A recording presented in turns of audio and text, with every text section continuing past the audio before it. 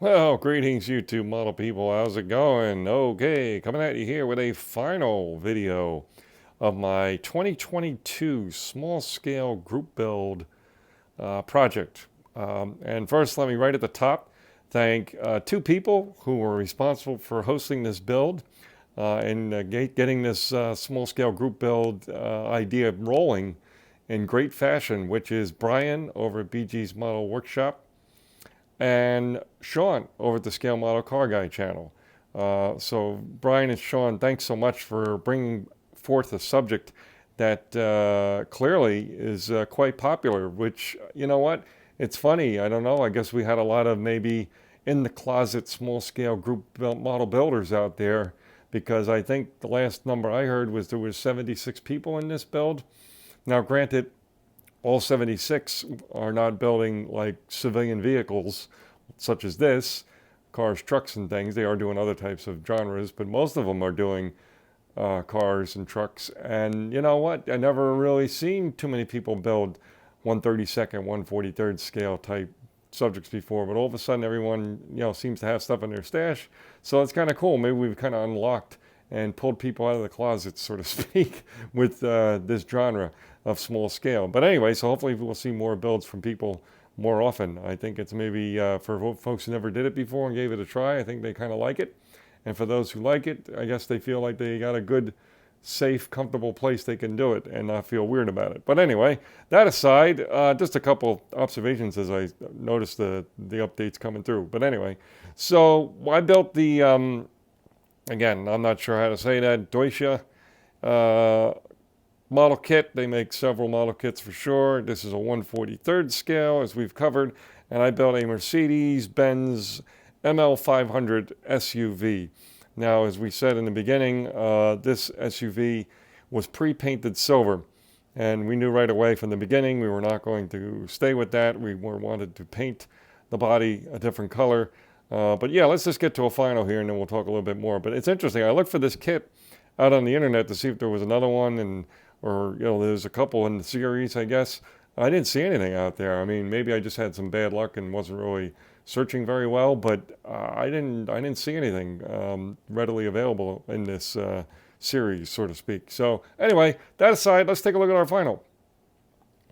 So here's what we got for a final. What's odd is, this color I love. It's Star Spangled Blue. It's one of those, basically the, I'll reach over here, pardon the camera. It's one of the extreme lacquer colors from Testors, right? Star Spangled Blue, 1843. And yeah, it's just a beautiful color. And I put it over basically a Tamiya like red brown primer, right? So it's a little darker, but not much. But honestly, I know I love this color, but I don't know if it was the best pick for like a Mercedes SUV.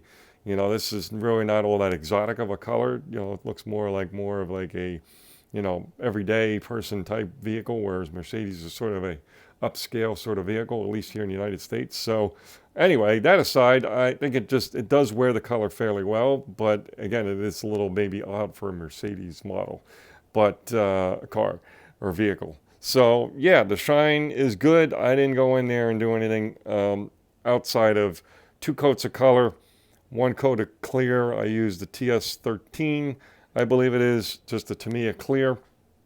And again, I had a primer first to get, that silver to go away, and then, let that set up very nicely, gave it plenty of time, then went in with a coat of color, let that set up, and then another color, and then one coat of clear over it.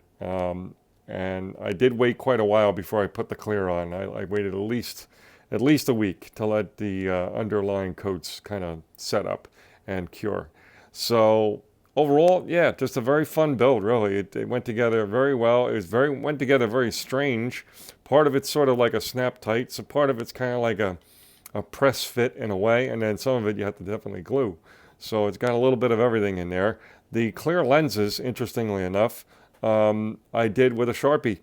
Again, when I did my 24-hour build, I didn't have transparent red, so I was forced to use the red Sharpie, and it came out pretty good on chrome. This was on clear glass, and it comes out even better on that. And I even used the yellow Sharpie on the marker lights on the bottom. Painted a little black there for the kind of the little rubber or plastic kind of trim there on the rear deck, so to speak. And what really, I think, kind of brought this into being nice, realistic, and believable is that the black wash in the grill here in the front really toned things down and brought out some detail that I think makes it look much better. So again, Brian, Sean, thank you so much for putting some life into this genre. It was a lot of fun. I really enjoyed it. Here you go, get some of the metallic. Oh, and the other thing I did too is these rails on the top. It shows these in the picture and in the instructions almost being completely flush. That just didn't look quite right to me. I mean, I guess maybe they are flush, and then when you want to use them, you can pull them. I don't know how that works exactly. I've never owned an SUV, but I just think they looked a little better being raised. So that's the way I built it in that kind of look. So anyway, that's it, folks. Kind of rambling along here. But again, thank you again to Brian and Sean. And I look forward to a group build for small scale in 2023. Okay, cheers.